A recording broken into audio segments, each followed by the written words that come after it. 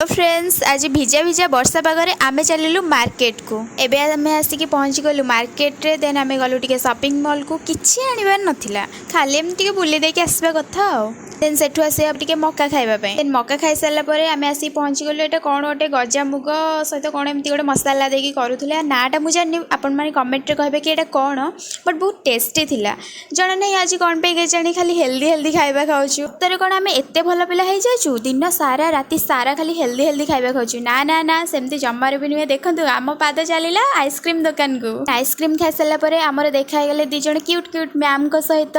बिले हाथ रे सिक्का छिड़िला भली पुणी थे से आमको आइसक्रीम खाइबा डाकिले देखो आम आइसक्रीम भी आइसक्रीम खाइबा चाहते कि ताहले जातु दुकान को जातु पैसा दिंतु आ मन इच्छा आइसक्रीम खातु एबे हमर आइसक्रीम खिया सरीगला आमे चलिलु रूम को देन आसिक रूम रे पहुँची गलु जदि वीडियो भल लगी लाइक करेंगे कमेंट करेंगे शेयर करेंगे एंड सब्सक्राइब करेंगे जय जगन्नाथ।